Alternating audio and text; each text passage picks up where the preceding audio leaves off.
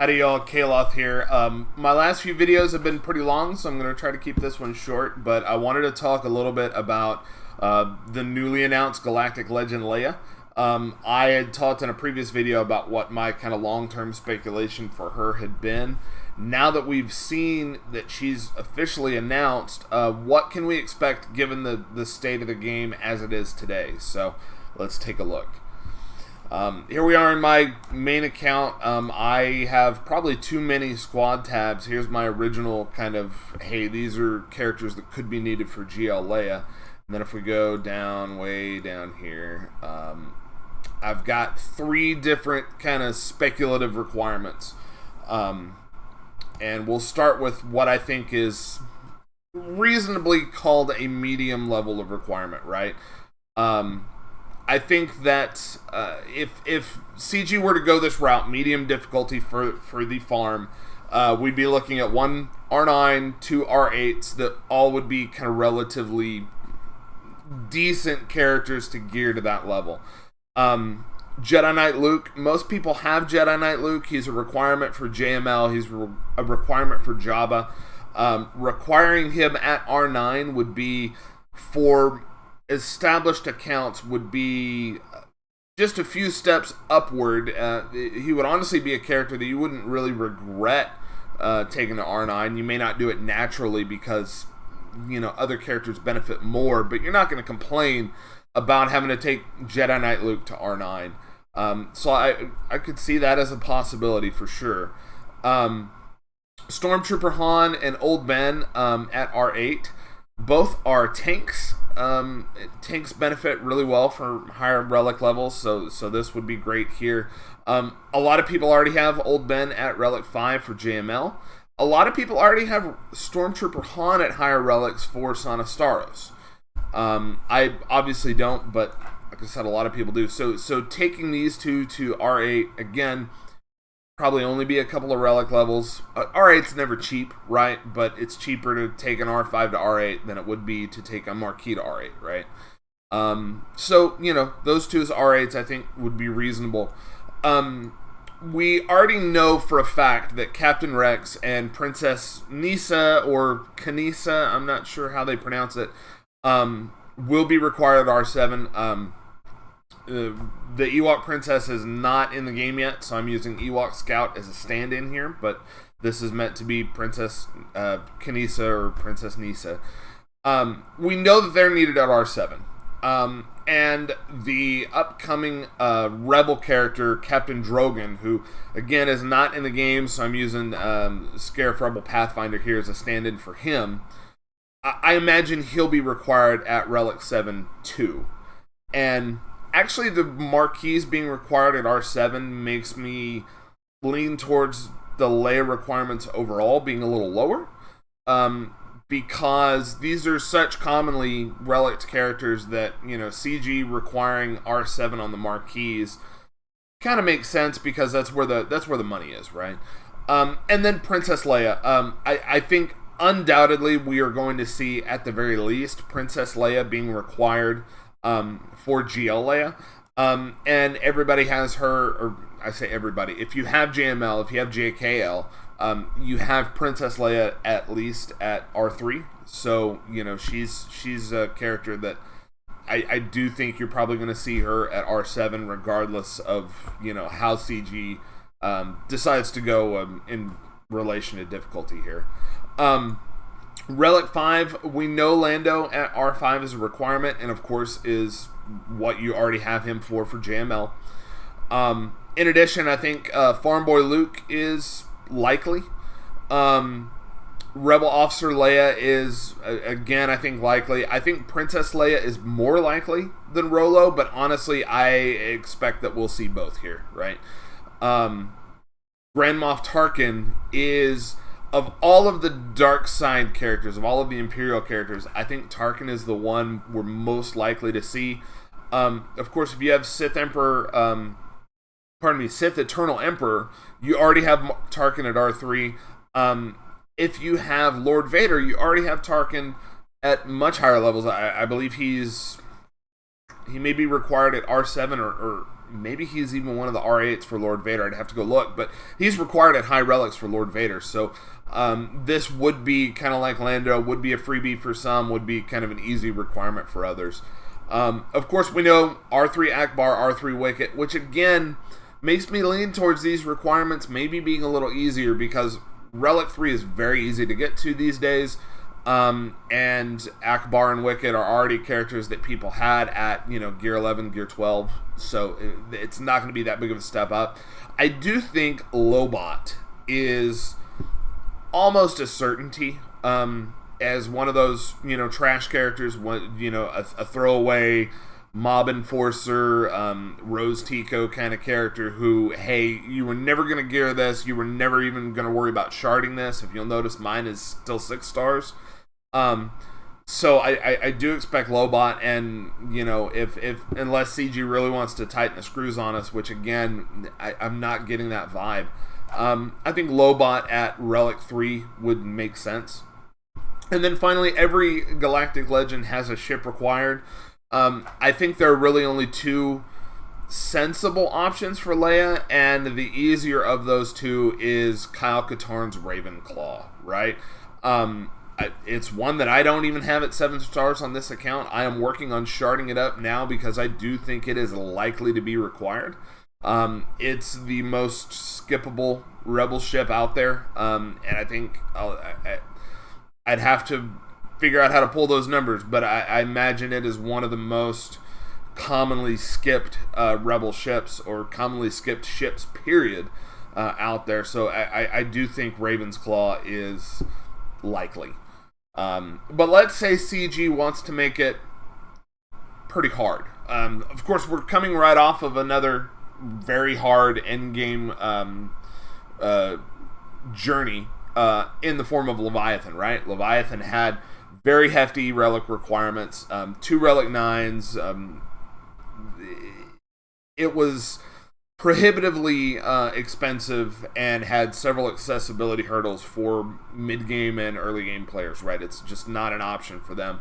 So I don't think CG would do that twice in a row. I think they want their Galactic Legends to be more widely marketable, but let's assume, for argument's sake, that they do want to make it hard. Well, Third Sister, Reva. The whole plot of the Kenobi show is, at least a major part of it, is Third Sister kidnapping young Leia to try and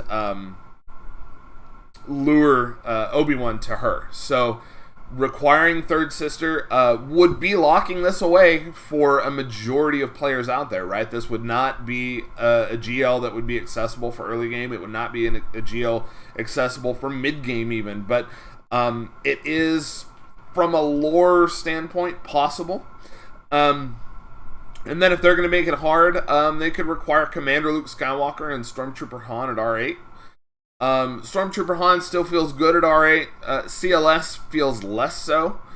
Also bakes in CLS's requirements to the character, which, let's be honest, if Reva is required, people are already going to have CLS for the most part. Of course, R7 Rex, Kneesa, and Drogon, and Princess Leia, I think that's still pretty likely. And then I thought, well, R6, Rolo, and Tarkin. Again, if we're tightening the screws, if we're taking this the hard way, R6 never feels great, right? You need minimum R5 for Datacrons, unless it's the level 9. R7 has kind of that even number, not even number, but it's R7 feels more like a breaking point than R6 does. R6 feels like you're kind of in limbo. Same with R4 to me. I don't know if I'm the only one. Let me know in the comments if you feel weird about R4 and R6. But in any case, R6, Rolo, and Tarkin, making those just a little harder. R5, Lando, and I've got Rolo on here twice.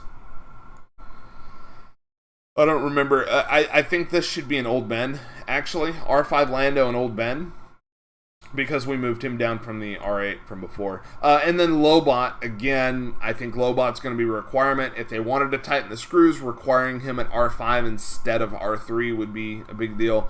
Obviously, we know Ackbar and Wicket are R3. And then this is one that I actually think is likely. So I really don't think that you have to worry about Reva being required. I don't think they're going to do that.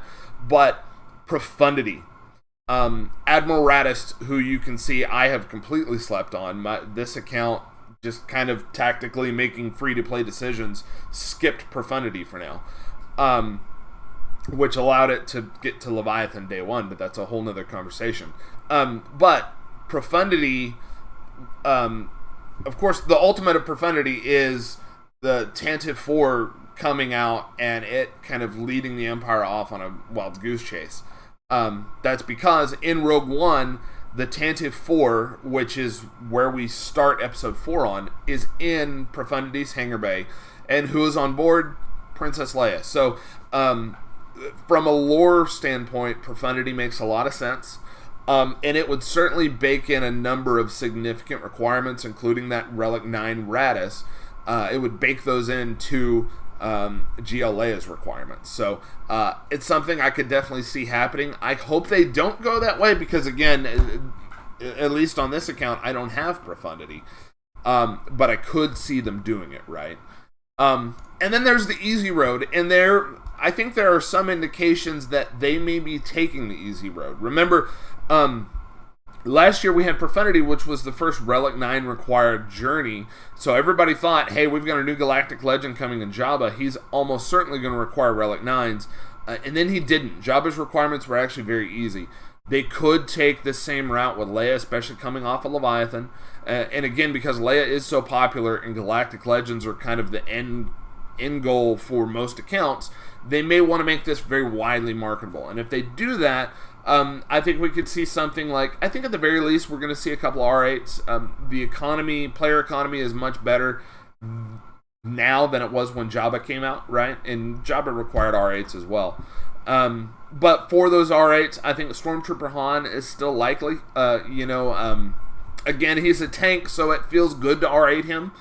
And I think CG kind of understands that and has made a lot of the higher relic requirements something that feels good. Like with Leviathan, they could have very easily said, hey, we want you to R9 Sith Assassin. But they said, no, R9 Darth Malak. R9 Malak feels great, so that didn't feel like a terrible requirement. I think they could do something similar here.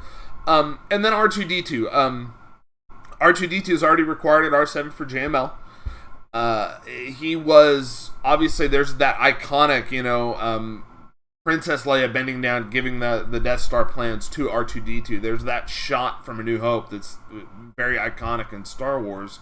I don't see them requiring R2-D2 unless it's either a freebie or if it's at least a step higher than that Relic 7 requirement that JML had. But I think he makes sense as an R8, especially if he has some sort of use, maybe an Omicron, please CG, or maybe Red 5 comes later down the road and he's, a pilot for that, which would, it would be terrible if he wasn't, right?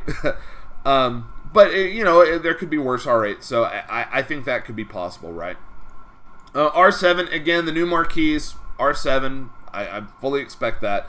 And then Princess Leia for the same reasons as mentioned below, or before. R5 Lando, we know. Rolo and Farm Boy Luke seem likely. R4 Tarkin, if we're going to keep it easy, let's keep it easy. And then Relic 3, Ackbar and Wicket, which we know. And then let's do a Chief Chirper in there, right? Chief Chirper would make sense, and it would be CG kind of throwing you a bone saying, hey, here's a couple of Ewoks to relic up, kind of easy relics to kind of push you towards that team. And then finally Lobot, and for the ship, Raven's Claw. Those are kind of the three ends of the spectrum that I see happening. I don't see us getting a farm that's much easier than this. I do expect 2 R8s. I do expect characters like Princess Leia, like Farm Boy Luke, probably Rebel Officer Leia, probably Tarkin, maybe a couple of Ewoks. One thing I didn't put in here is Phoenix, aside from Rex. A couple of Phoenix would make sense. Of course, if they required Profundity, you'd already have at least one Phoenix in there. So this is kind of what I'm expecting. Obviously, there's a lot more on the table. Mon Mothma is definitely on the table. Amilyn Holdo and some of the Resistance, definitely on the table. A lot of the Rebel grunts, you know, the Hoth Rebel Soldier, Hoth Rebel Pathfinder, or Hoth Rebel Scout, sorry, Scarif Rebel Pathfinder, all those, yeah, totally on the table, totally possible. Saw Gerrera, that would be another way of adding Kairos to these requirements without it being like a brand new marquee. Obviously, we have the 3 new marquee at R7, but, you know, there is a foreseeable world in which they require Saw Gerrera at, you know, somewhere between R3 and R5. So those are kind of my early thoughts about Leia. That's what I'm keeping my eye on. I am waiting on more information about Leia before I make any decision. But I am holding off on my Jabba the Hutt farm until I know more about Leia. Depending on how easy she's going to be and depending on how important she's going to be, I may take those resources that I'm hoarding right now for Jabba and just push them towards Leia. Or I may just go ahead and push them towards Jabba. I have a lot of Jabba's requirements just kind of naturally anyway. And in general, I think that's always the best way to farm, right? Don't commit to something until you have to commit. Hold those resources, make sure you've got as much information as possible, and you wait until that very last minute, and then go ahead and commit those resources and get it all done then. Do I always follow that advice? No, but who does, right? But anyway, that's my thoughts on Leia's requirements. Let me know in the comments section what you think. Are you going for Leia? Are you going to skip her? Are you kind of in are you in my place and you're thinking, well, let's wait and see. So I hope everybody has a great day, a great weekend, and may the Force be with you.